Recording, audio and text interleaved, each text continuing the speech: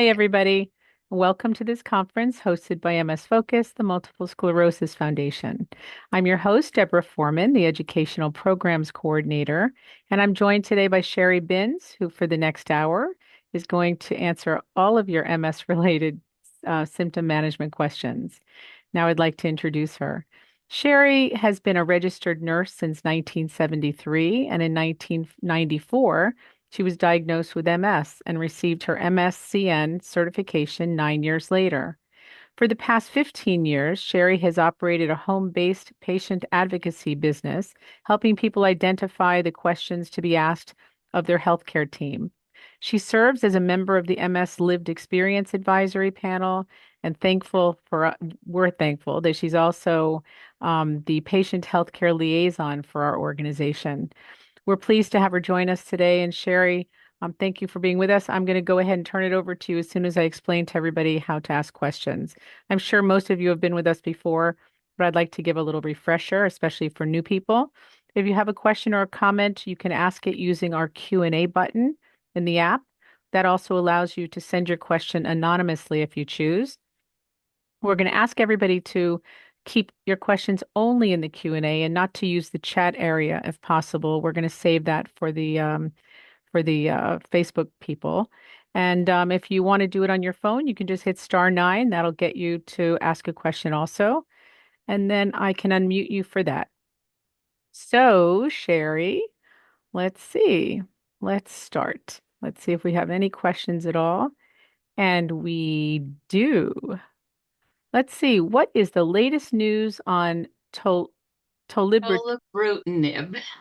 Thank you. Tolebrutinib is one of the BTK inhibitors, and we really thought it was going to be approved a year ago. And it actually, we thought 3 years ago we would see it.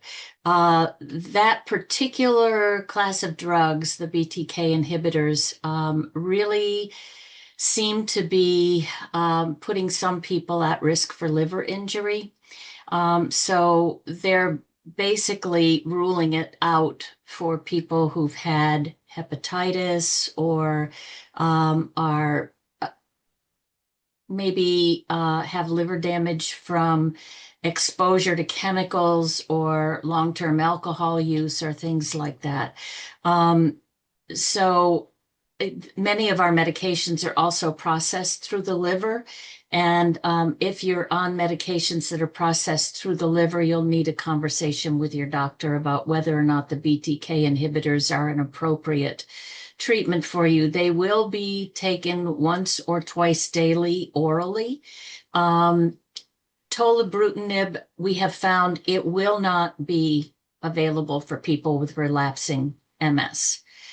It does seem to work for people who have inactive secondary progressive MS. In other words, they haven't had any relapses and no new lesions on their MRIs in the last 5 years. Seems to be helping that group of people. And it is now in testing for primary progressive MS as well, since people with primary progressive MS tend not to have relapses.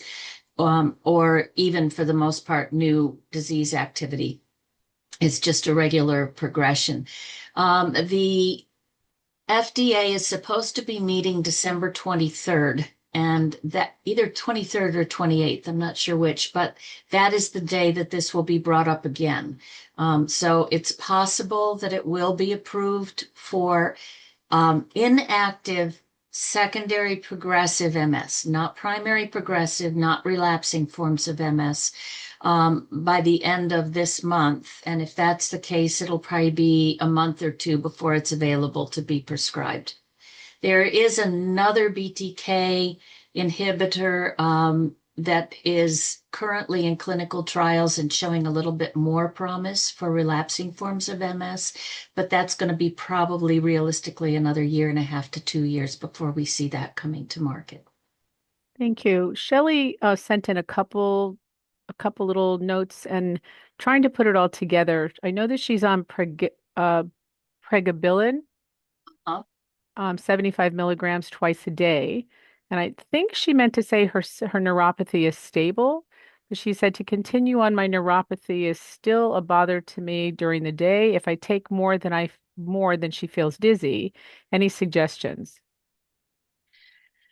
Um, the dizziness could be in part a result of some dehydration. I know that that drug can make some people a little dry-mouthed. And so you're going to need to be drinking a little bit more than usual, and that may help the dizziness.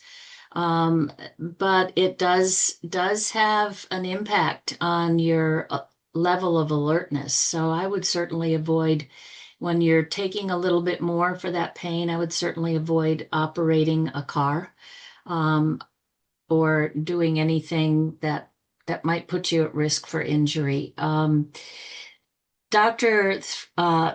Boster last Thursday evening was talking about different ways to treat chronic pain and neuropathy.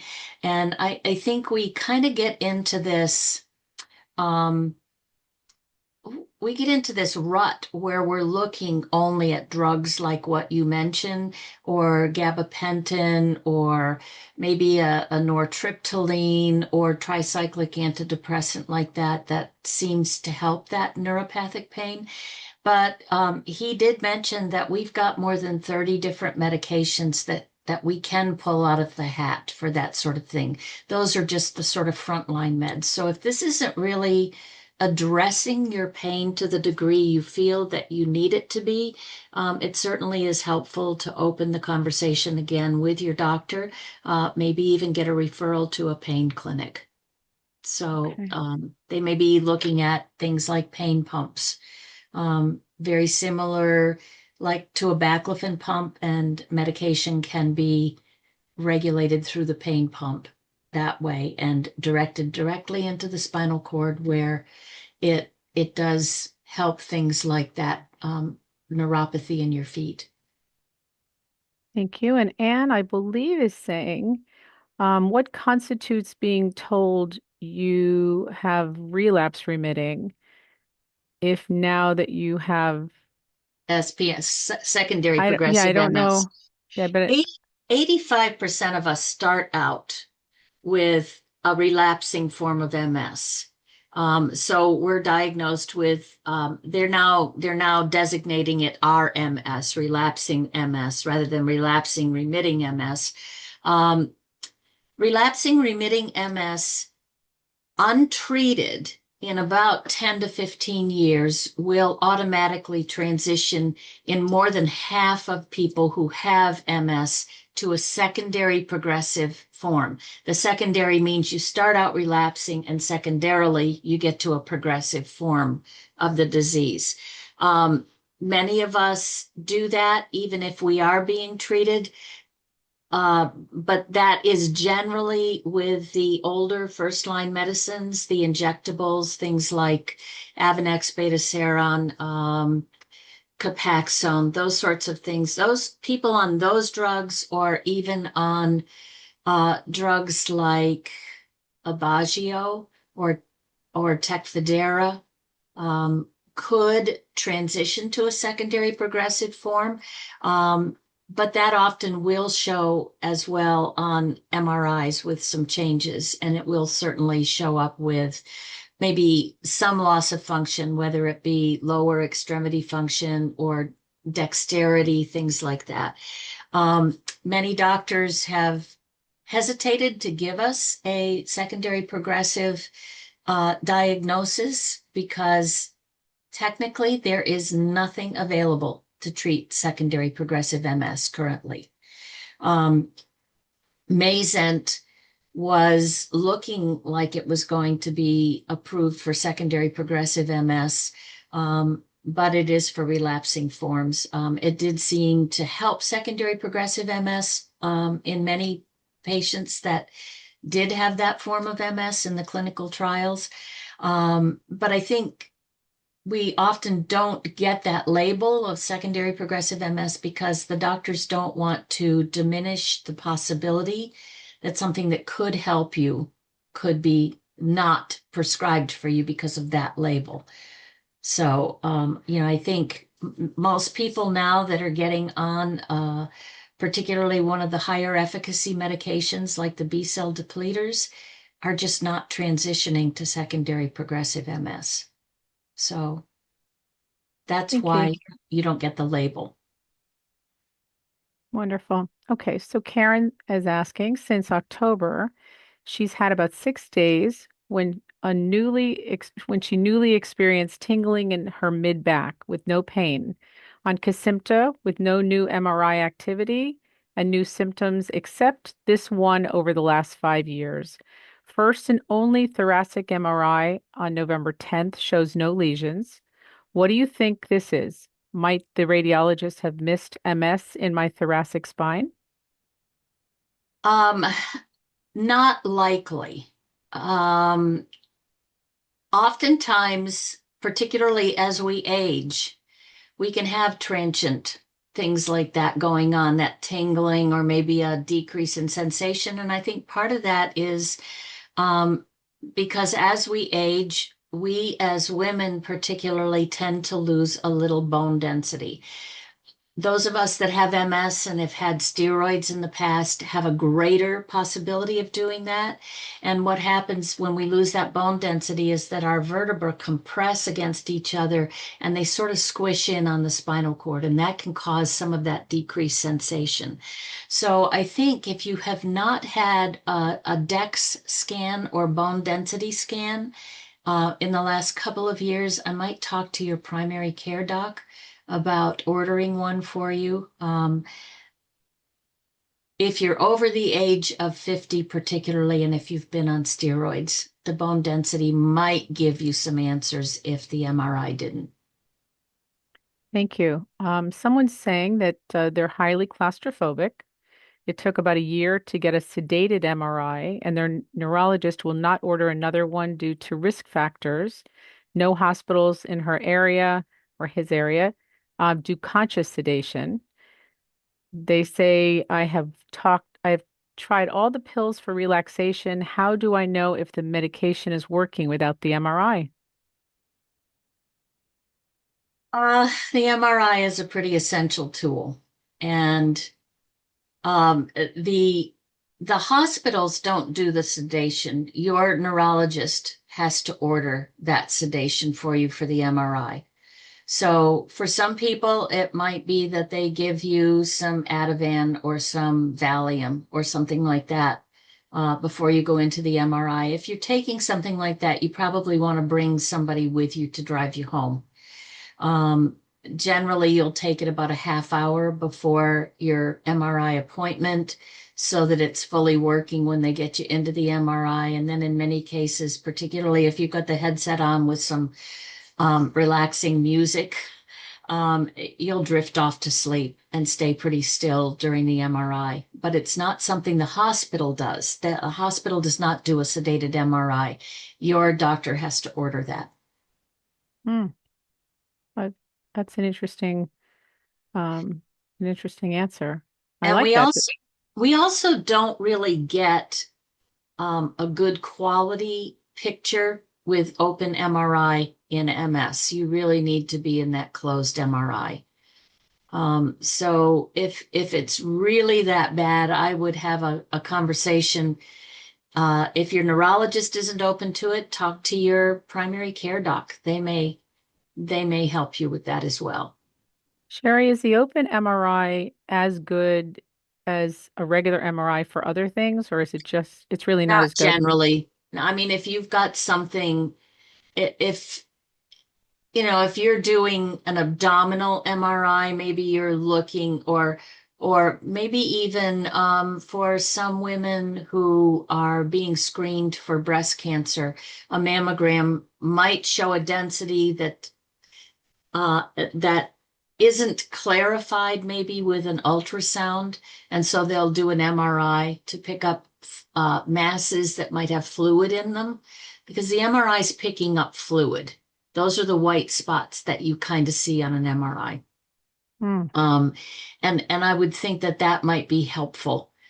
It can be helpful for fractures. It can be helpful for um, I think soft tissue sorts of things, but it really is not definitive for MS.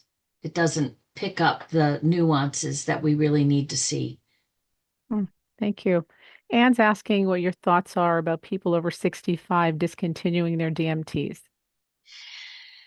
That's a conversation you have to tailor. Um, the DISCOMS trial that was completed about 3 years ago looked at a group of people in four different clinical site centers here in the United States. There were about 350 to 380 individuals in each of two groups. One of them was in the group that discontinued their medication, and the other was in the group that continued their medication. And they followed these people for a year or 2 years, I'm not sure which. Um, what happened was that people that discontinued their medication in that clinical trial had a 33% increase or 33% chance of having a relapse. 33% of them, one third of them, had a relapse after they went off their meds. That said, 32% of the people that stayed on their meds relapsed. So there was statistically no real difference with them. The caveat with this was these were people that were on the earlier injectable medications. So Copaxone, Betaseron, Avonex, Rebif. There was nobody in those trials that were on any of the newer medications from Tysabri forward to the oral medications or the B cell depleters. So that trial did not tell us anything about people who gotten onto more effective medicines. I think that there's a theory that a lot of these people were on these injectable medications for as long as 20, 25 years and hadn't had a relapse, some of them in years. You only qualified to be in this trial if you had not had a relapse or any MRI changes in at least 3 years. So, if you're on one of those older medications, you probably could safely try going off, particularly if you have injection fatigue and just are getting to the point where you just don't want to stick that needle in yourself anymore. And that was the primary reason that a lot of those people wanted to try getting off of their medications. Um, Certainly, if you're going off of your medication, you're going to want to have an MRI at least 6 months after coming off, and then another MRI 6 months later, and then back to annual MRIs to make sure there's no new disease activity. But a lot of people, even now that are older and trying to go off one of the oral meds or even coming off the B cell therapy medications, particularly coming off Tysabri, are noticing sort of a rebound resumption of some of their symptoms. So it's a discussion you want to have, and you want to have a plan B in case things do start to ramp up. Thank you. This person says that they understand the whole risk versus reward scenarios, but they say, why is there absolutely no interest in development of DMTs that do not cause worse problems like liver, etc.? They deliberately opted for Copaxone for the least amount of side effects. And this person says that they have a bias and the Sabo FES for gait issues. They say they have an relapse remitting MS diagnosis in 2005, was in remission until 2021, and their neuro next year wants to put them onto some kind of other drug. Um, Copaxone, if you are stable, is fine. Oddly, it does have a pretty high risk ratio in a Hmm. small group of people.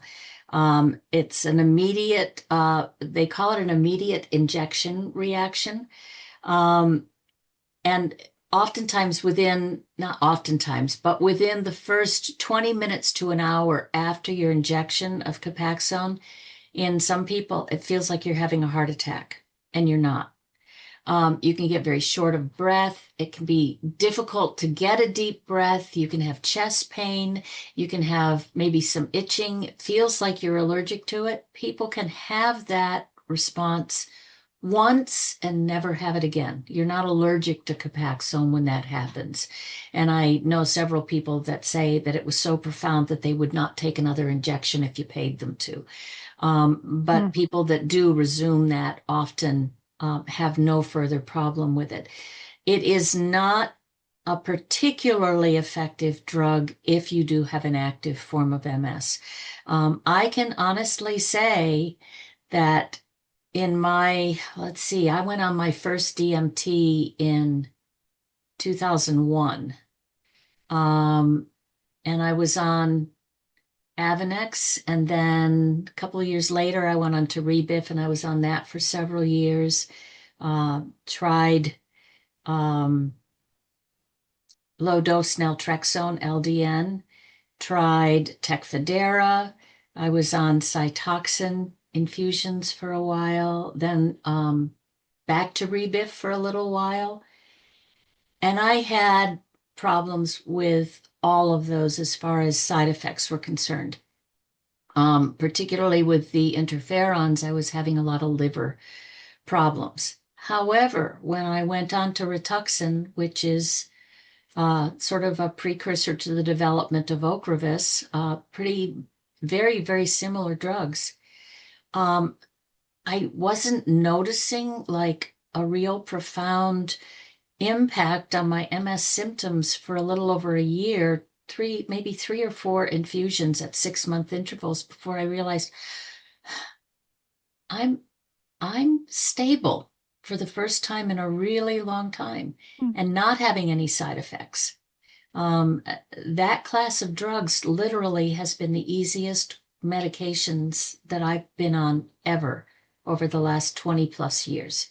So, they list all the possible side effects, but in practice, I can tell you from experience that um, it really is the easiest class of drugs of anything I've taken. And since stopping Rituxan a couple of years ago, because I'm 73 and I'm hearing things that, particularly in women over the age of 55, 3.5 years seems to be about the maximum safe time to be on these drugs because we tend to run into some problems potentially with dropping our immune globulins. And so it makes it more difficult to um, fight infections or to build a resistance with a vaccine or something of that nature.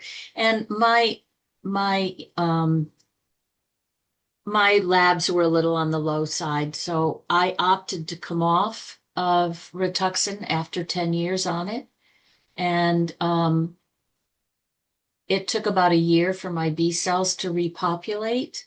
But then I was still having some MS symptoms, so I completed the second year of Mavenclad this past summer. And that, for many of us as we age, can be an exit strategy for us.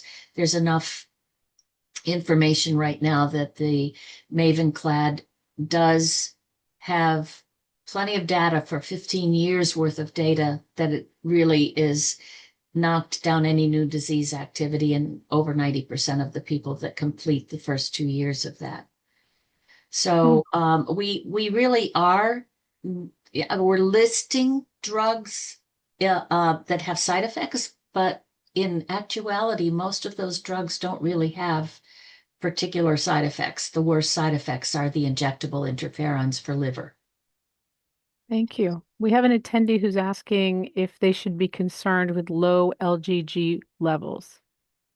IgG, maybe it should be, It should yes. be I. Sorry. Yeah, if your levels are below 700 with the IgG, yes. Dr. Boster did deal with that on Thursday night. He talked a little bit about where he feels comfortable with the levels being. And if you missed his webinar Thursday night, it is available on the Multiple Sclerosis Foundation public Facebook page, not our private Facebook page. And you can watch that recording for this past Thursday night. And can you please give the reference for the study over 60s going off of DMTs? Yes, that's called DISCOMS, DISCOMS. Yeah. All you need to do is to just Google DISCOMS, and there will be tons of links that come up. And it was Dr. John Corboy, Corboy, who basically was the principal investigator in that trial. Did you say Y or I? Corboy, Corboy. Oh, BOY. Okay. I'm going to put that in here John in case Corboy. okay. That way everybody can grab it if they need it. Okay. Um, so Renee says that she doesn't typically hear any comments on her RX Vumerity. Can you Mhm. comment on that? She experiences no side effects, and an app reminds her of her dose, which is kind of cool. 65-year-old female, not diagnosed until 5/20/25 because of optic neuritis. Um, Vumerity is sort of another formulation of Tecfidera. It's a Tecfidera is a dimethyl fumarate. This is a monomethyl fumarate, and it seems like the people that are on that aren't having the degree of GI upset or the degree of intense flushing that people on Tecfidera have. So it's a mid-range drug. It has about a 50% reduction of relapse rate over persons that aren't on any medication. And if you're not having any side effects and you're not having new disease activity, I think you're probably fine to stay the course on that. Thank you. Anne said that she was on Rituxan, now on Ocrevus, a total of the two being about 4 years. Should Mhm. she be worried about increased risk of infections? Not really. I mean, when we're in the midst of a pandemic, yes, you're not building the antibodies that you really probably need with that particular category of drugs. And it's going to take about a year, as I said, to repopulate those B cells that were dropped. Now, when they do lymphocyte subset testing on those of us that are on this class of drug, we're looking at predominantly the CD19 and 20.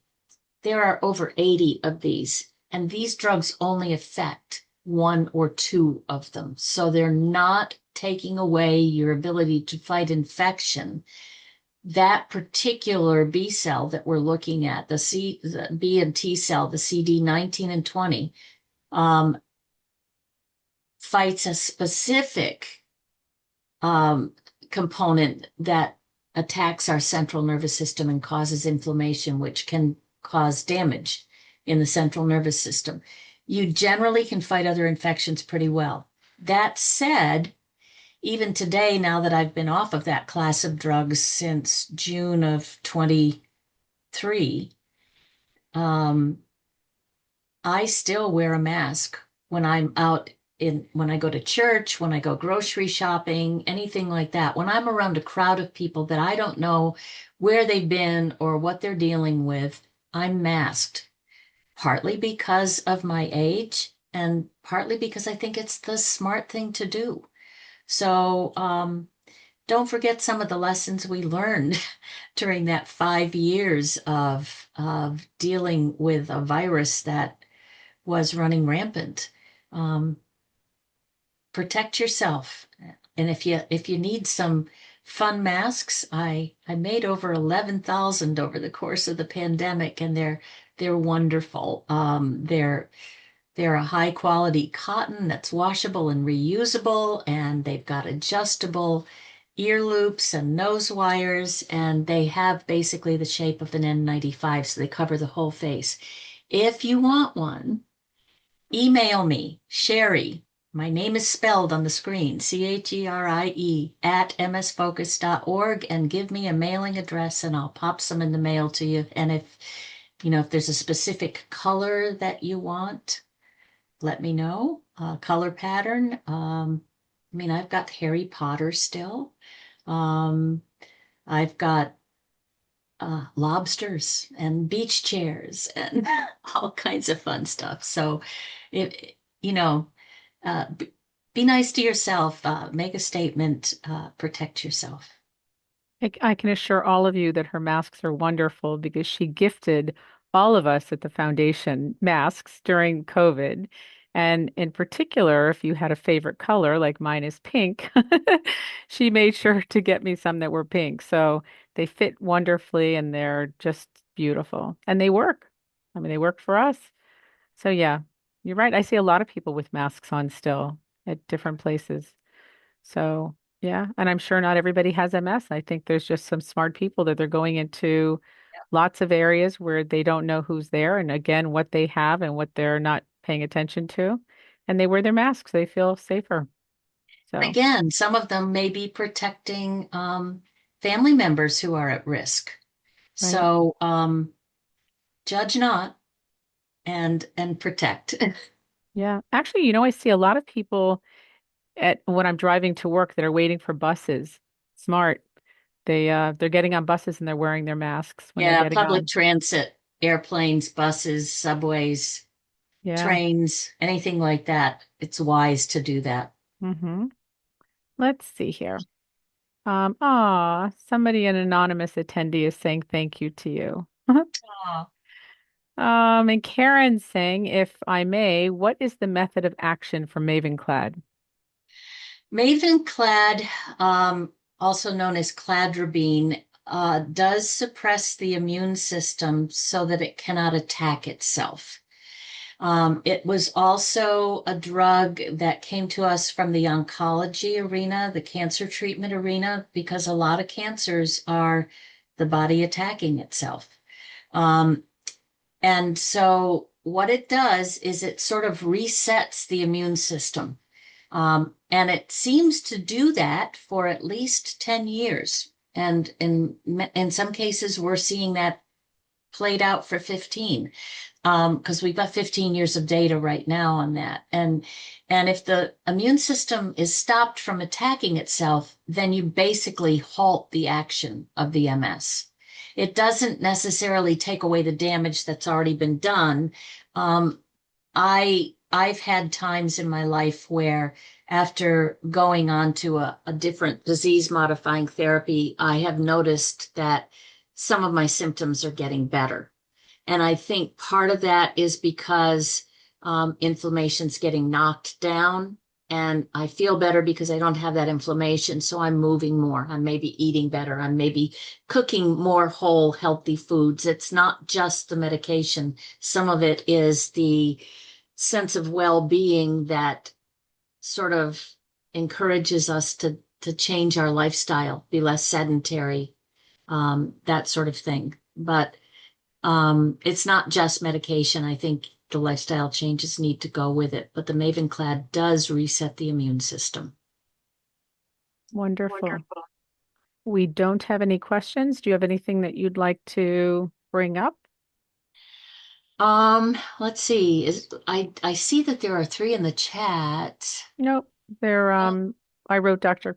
Corboy and Okay, all right, all yep. right.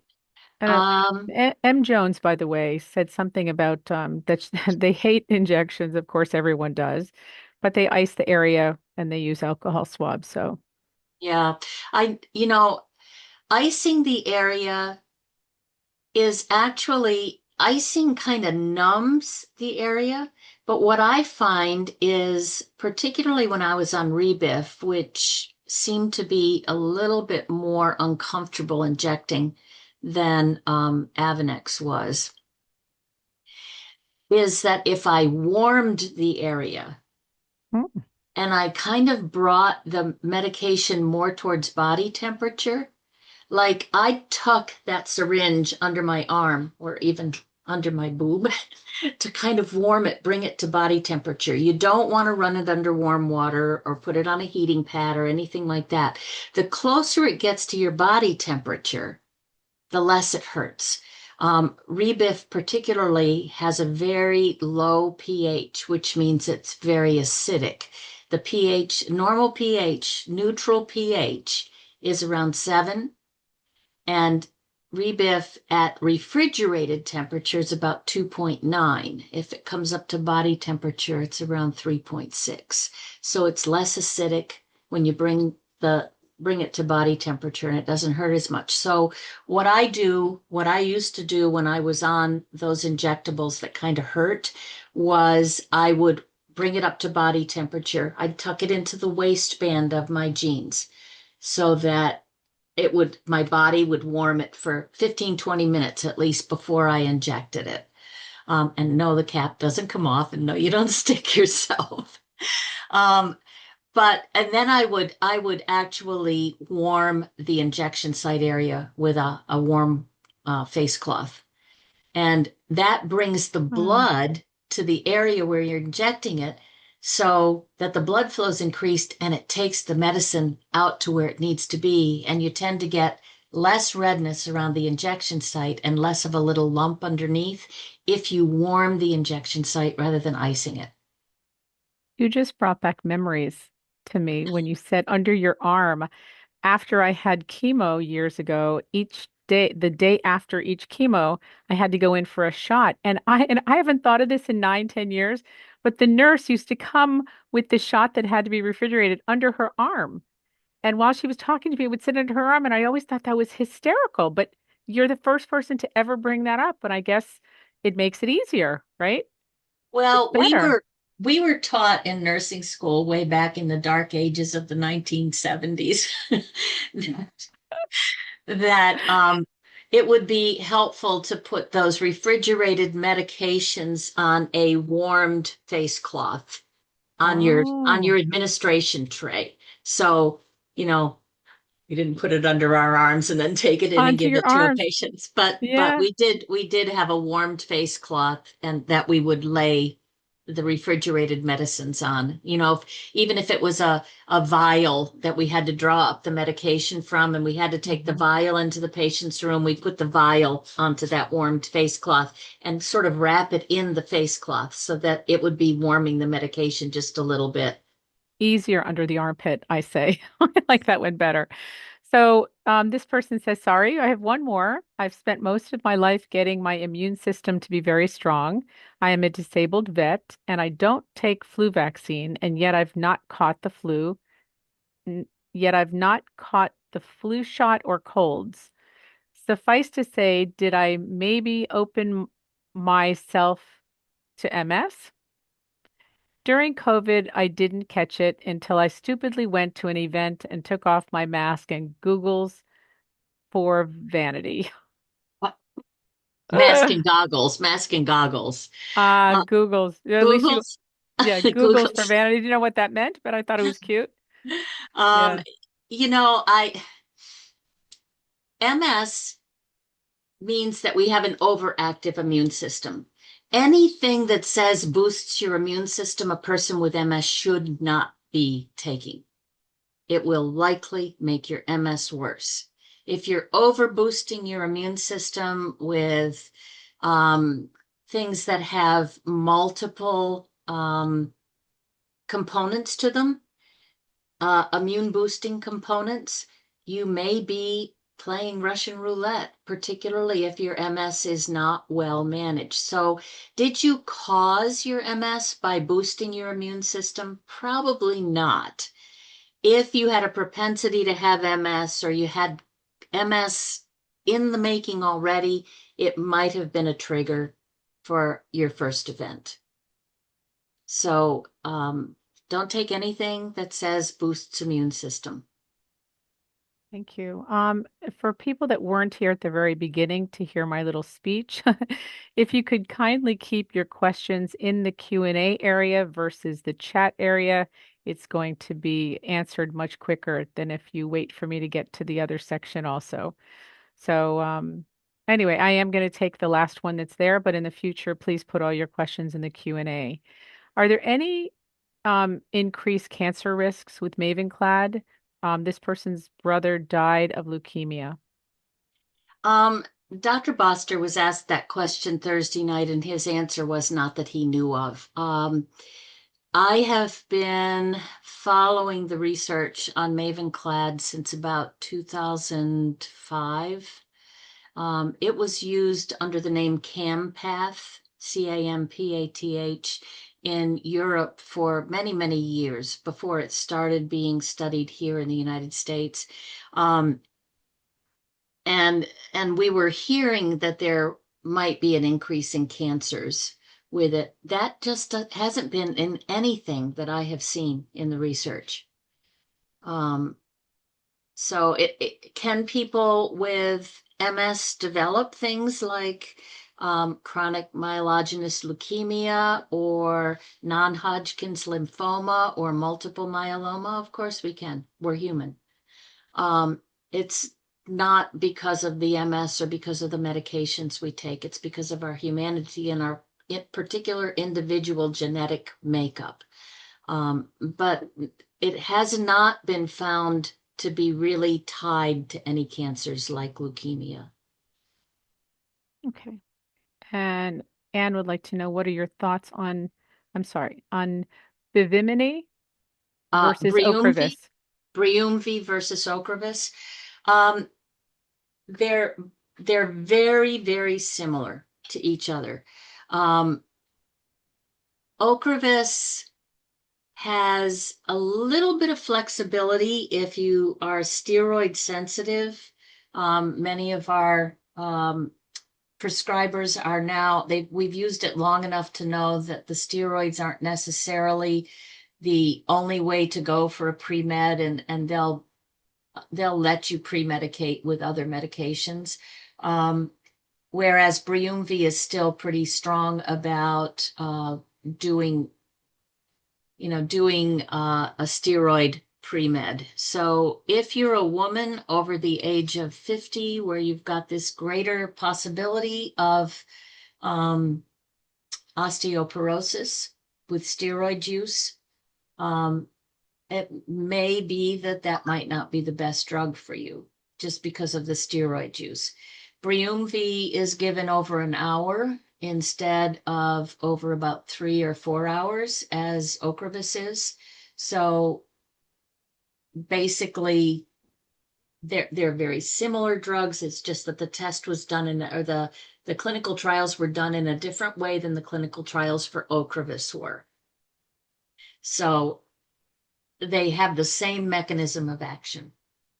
In the Thank you. same way that um, subcutaneous Ocrevus, which can be infused over a 10-minute period instead of a 3-hour period, um, and doesn't have to have steroids to pre-medicate. They all do the same thing. They all act in the same way. They're just administered a little bit differently. Hmm. What is the most effective strategies for managing fatigue? Um, Basically, getting processed foods and sugars out of your diet are going to make the biggest difference for you. And that's going to take, particularly if it's sugars, that's going to take a good month before you start seeing uh, a difference. And it's going to be cold turkey, not taper down. Because if you're tapering, you've got those sugars in your system and they're causing that fatigue. They're making it much worse.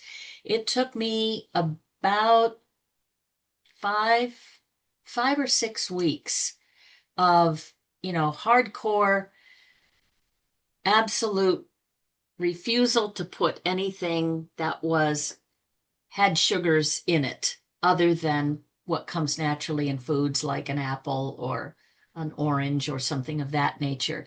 Um, before I started realizing that I didn't have this dull pain behind my eyes anymore, that I didn't feel like I was knuckle dragging all the time, that I could sit up straight and feel like it wasn't a strain to hold my head up, that I was thinking more clearly, that I wasn't as muddled. Um, Add heat to the equation, and fatigue is harder to manage. So use your cooling equipment, tall, cold drinks. Um, Even if you don't have a cooling vest or something like that, I just I'll just throw a damp towel in the freezer and get it cold and then just wrap it around my middle under my shirt. That can help a lot for fatigue management. Um, Doing some of the more intense things at the beginning of the day, if you need more brain power towards the middle or the end of the day, just looking at your schedule, knowing yourself, what fatigues you the most, get that out of the way at the beginning of the day, allow for a rest period before you move on to things that are problematic. Thank you. Can you explain how MS can affect the heart? It doesn't generally. Sometimes if you've got some brainstem lesions, the brainstem is sort of the powerhouse of the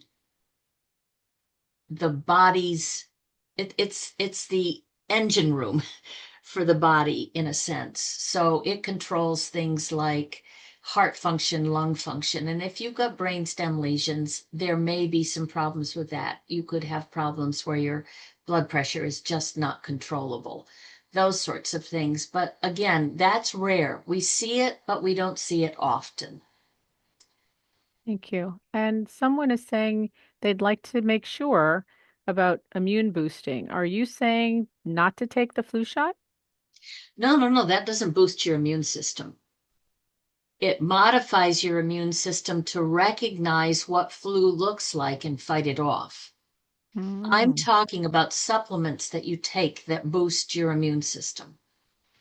So you, okay. in fact, we were even told at the Consortium of MS Centers annual meeting, 3 out of the last 4 years, that our patients don't need to be taking multivitamins, that people that are taking multivitamins are actually having more comorbidities than those that take no supplements at all. So it could well be that the multivitamins are enough to boost some very sensitive immune systems, and you're running into problems with it as a result. Hmm. Does it make sense to actually intake some small forms of immunity so uh, people aren't really checking their their spelling? Your overactive immune system has something to attack instead of your myelin. Does it make Let's sense? see. Does it make sense to actually intake Oh, some so that small? your overactive immune system has something to attack instead of your myelin.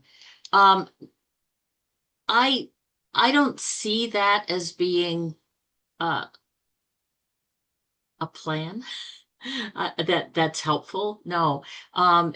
The best thing that I think personally that you can do is to keep up to date on your immunizations so that you're not getting sick.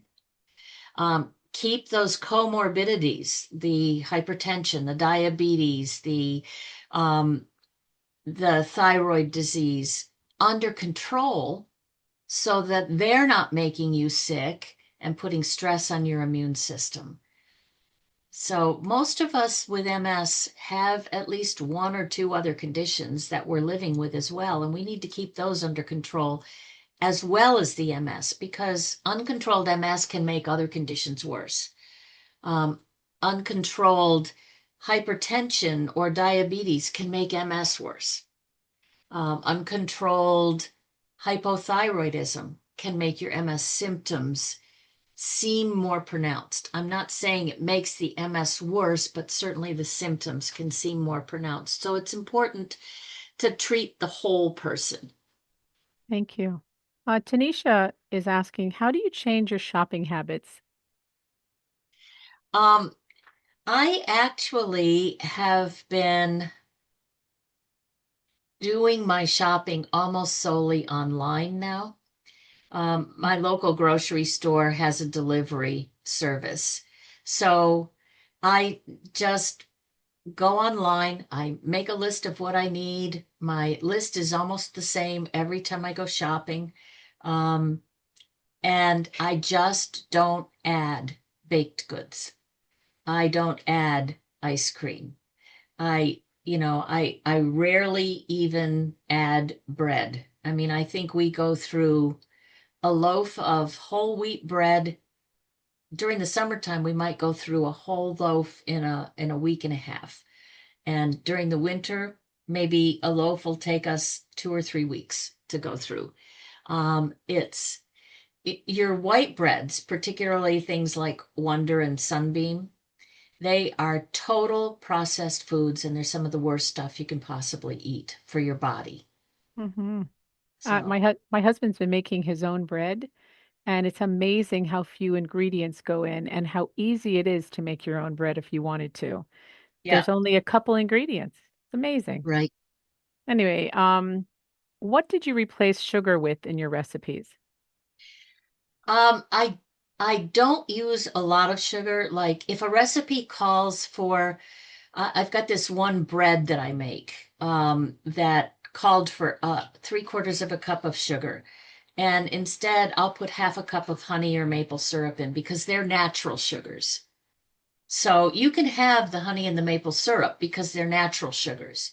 But your highly refined white cane sugar is extra processed and it is highly inflammatory. So, and corn syrup, anything with corn syrup in it is awful as far as, for me, particularly as far as increasing my pain or my spasticity. Mm, thank you. So Tanisha is asking, should she stop taking her Centrum multivitamin? Will she have less spasms? It, it's possible. Try it for a month and see what happens. Certainly with spasms, hydrating is a big component with relieving spasms, particularly if they're Charlie horse-like spasms or spasms in the arch of your foot where your foot wants to roll in on itself. Um, those are very, very tied to not enough fluid in your system.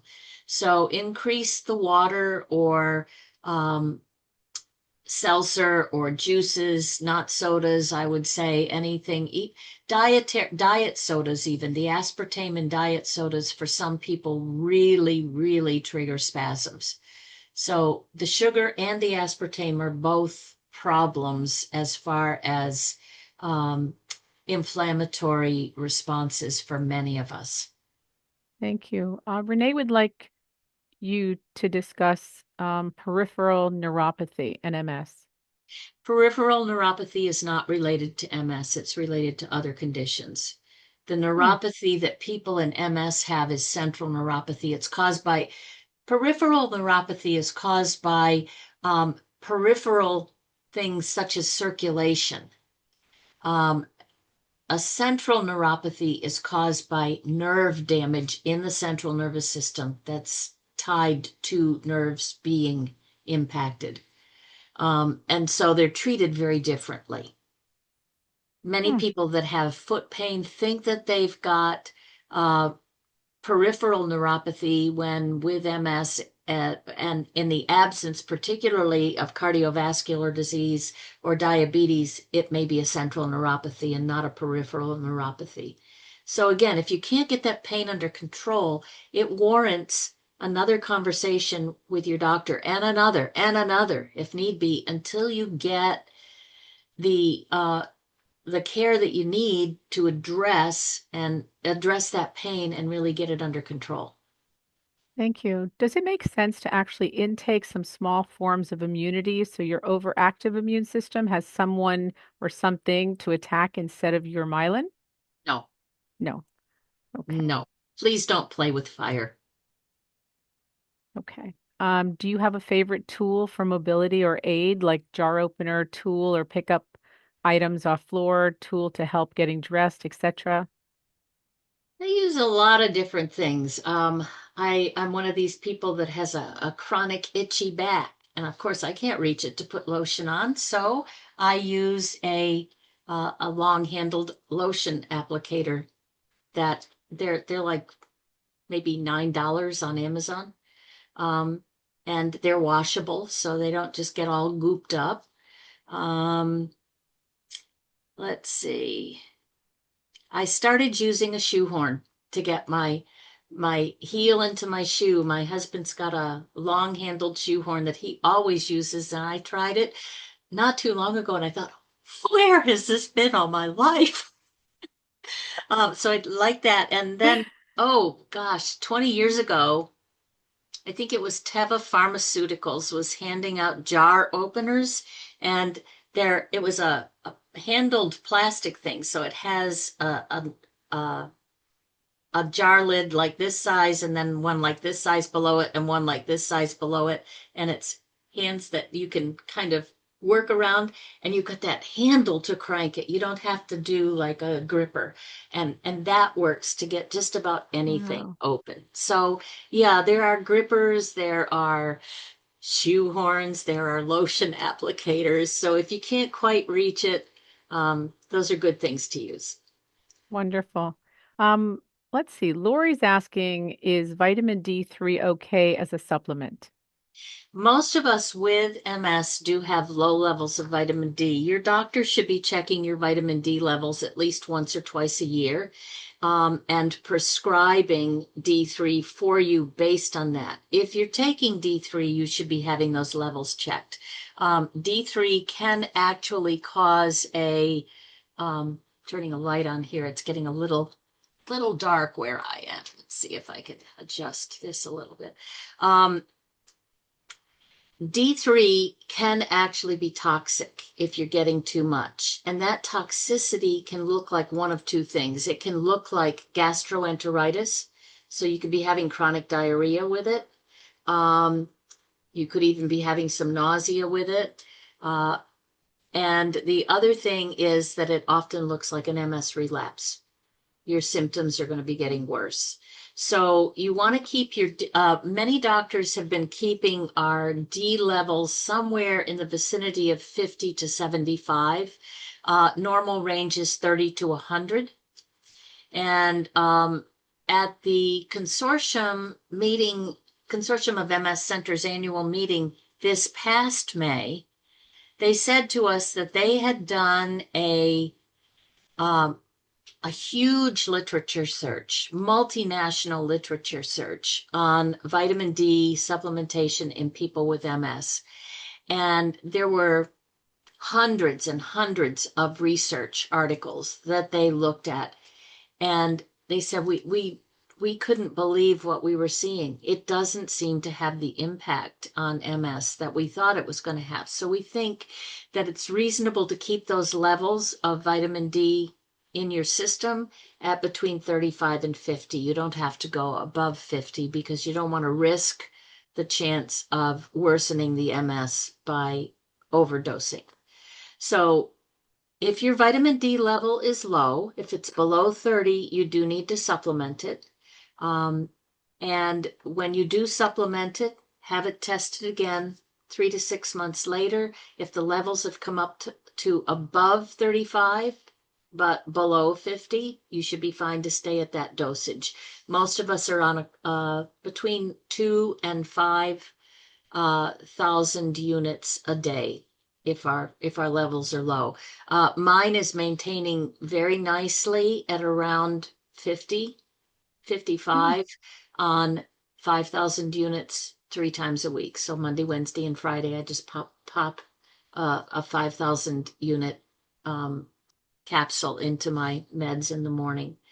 But again, you need to be tracking it on a regular basis to know. If you're stable over a long period of time, you may not need to be tested more than once a year on that same dose. Hmm. It's important to keep up with the testing of it. So, The other vitamin supplement that is often helpful for people with MS is B12. B12 seems to really impact our neurological system. So it can help with, it helps many people with fatigue. It helps with a little bit of sharpening of cognition in some people. It can help with neuropathic pain. Um, again, the normal levels of vitamin B12 are between about 300 and maybe 900. And my neurologist says he likes to keep all of his patients at right around 500. Now, B12 is not absorbed if you take it orally. So you either need to get an injection of B12, maybe monthly, or take a sublingual under your tongue dose. There's it's a tiny little pill that sits under your tongue and dissolves. The area under your tongue is full of blood vessels, so it's rapidly absorbed into the bloodstream under the tongue. And you could do that daily. Again, that's another one that I find that if I take it 4 times a week, on the alternate days that I don't do the B12, that keeps my levels right around 400. hmm, So, I, I had no idea they had sublingual mhm. B12. It comes in either a drop form or a tablet form, and it's flavored with natural cherry juice. So Mm, it doesn't have artificial colors or flavors in it. I think, let's see. Um, where did it go? I don't know. I thought I had a bottle here on my desk, but I use the Nature's Bounty. It comes in a 500 microgram tiny little tablet that fits under your tongue. incredible. Okay, thank you very much. That does bring us to the end of our time. Thank you. If you've missed any part of this conference, it has been recorded and will be available through the MS Focus Facebook and the YouTube channels. Reply to your registration email for any information on how to access the recordings or sign up for our newsletter to learn about the upcoming events. Our next teleconference is going to be this coming Thursday, the 11th, December 11th at 5:30 p.m. Eastern. And at that time, Dr. Herb Karpatkin is going to be doing his PT related MS questions. It's called Ask the Physical Therapist. It is a Q&A for an hour, and I think you'll really enjoy him. If you've never seen him before, he's quite interesting and really full of information. As you leave the conference today, a survey is going to appear on your screen. I'd ask that you take just a moment to give us your feedback on the program today and any suggestions that you have for future topics. This way, we can make sure to provide you the most meaningful, programs that we have available. Our sincere thanks to all of our attendees for your participation today, and especially to Cherie Binns, who spends so much of her time helping the MS Focus family and our community. Enjoy the rest of your day, everybody, and we look forward to seeing all of you next time. Have a great holiday season. Bye.